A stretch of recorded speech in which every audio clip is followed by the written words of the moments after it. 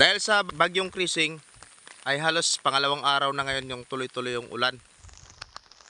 Halos kagabi isang buong gabi tuloy-tuloy yung pagbuhos ng ulan.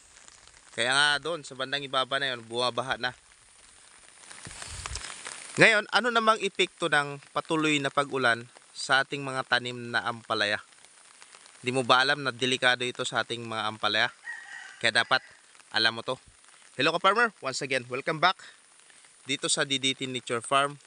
At sa video nga na to ay share ko sa inyo ang napaka-importanting karanasan ko sa panahon ng patuloy na pag-ulan, lalo pa sa panahon ng bagyo. Noong nakaraang taon, tuloy-tuloy yung tanim ko ng ampalaya. At isa sa mga na-experience ko, kapag tuloy-tuloy yung pag-ulan, may nangyayaring masama sa ating ampalaya na hindi mo to mararanasan kapag tag-init. Okay, lapit natin sa bunga ng ampalaya. Halimbawa, ito yung ampalaya natin. Yan. Napakakinis ng balat. Wala kang mapapansin na problema. Pero kapag patuloy na pag-ulan, parehas ngayon, yan. Tuloy-tuloy yung bunga ng ampalaya ay nababasa sa loob ng isang araw.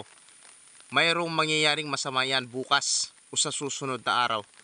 At siguradong ikalulungkot mo. Dahil ang bunga ng iyong ampalaya na yan ay hindi na ganyan kakinis. Ang bunga ng ampalaya mo na yan ay magbibitak-bitak. Naranasan nyo na ba yun? Ito ang unang palatandaan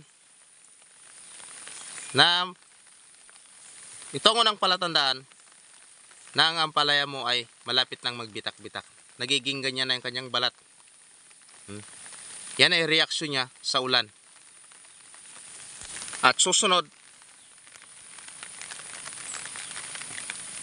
ito na ang isa sa magiging malaking problema mo. Kapag ganyan na ang iyong ampalaya, hindi mo na yan may bibinta. At kapag ganyan na, reject na yan. At isa pa, yan ay prone na sa mga fungus. Bakit? Kasi bukas na yung may sugat na yung ampalaya mo.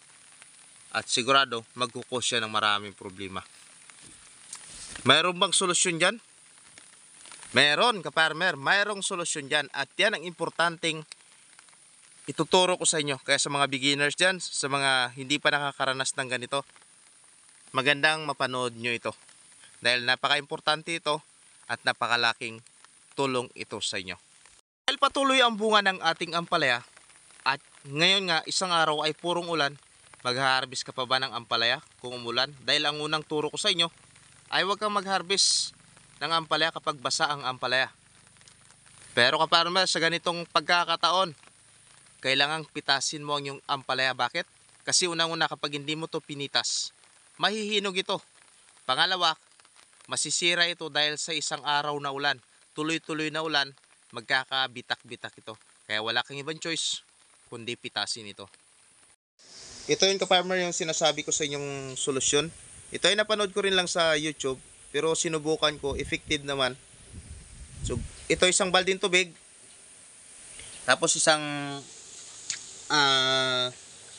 kalahating baso o sobra kalahating baso ng asin at chlorine. Yan ang gagamitin natin, ihalo natin sa isang balde. O, ilagay natin yung asin.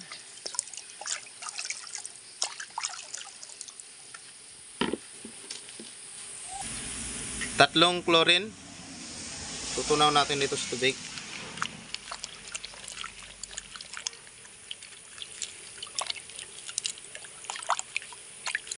Tapos haluin natin.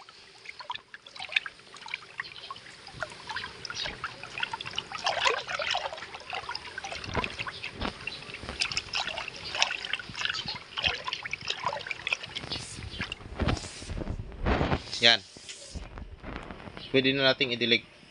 Dahil yung mga ampalaya natin ay hindi pa nagka-crack, hindi pa nagsisimulang mag-crack yung bunga, pero expected natin na mangyari yon.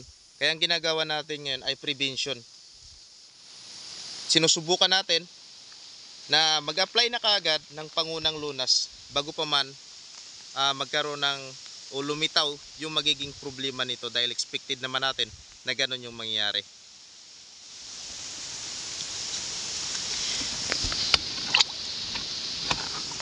Sa isang puno ng ampalaya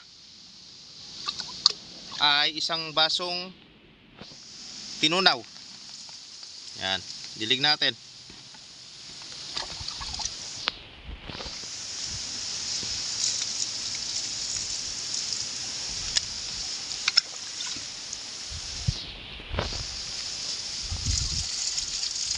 Ma-absorb yan ng ugat.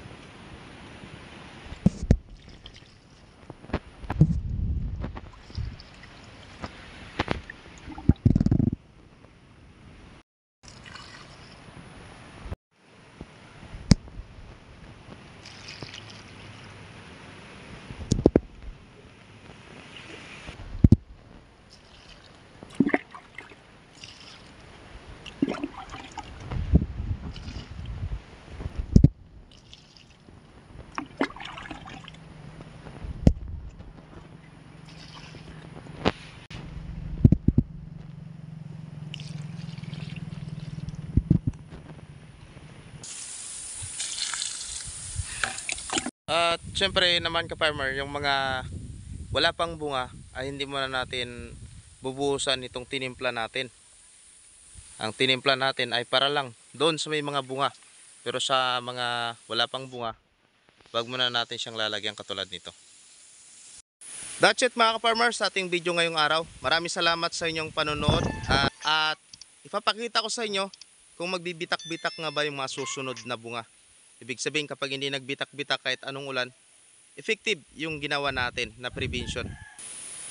At kung meron kayong mga ganitong klaseng ampalaya, siguraduhin nyo na kapag 24 oras na naumulan, siguradong may sprayan nyo na kagad o malagay nyo ng nilagay ko na asin na tinunaw at mayroong chlorine upang maiwasan din ninyo yung pagkakabitak-bitak. Alam nyo ka-farmer, malaking kawalan, malaking lugi ito sa ating mga farmer kapag ka nagkabitak-bitak at masasayang lang, magiging reject lang lahat ng ito. At alam nyo naman na bawat bunga ay may presyo, kaya hanggat maaga pa gawa na kagad natin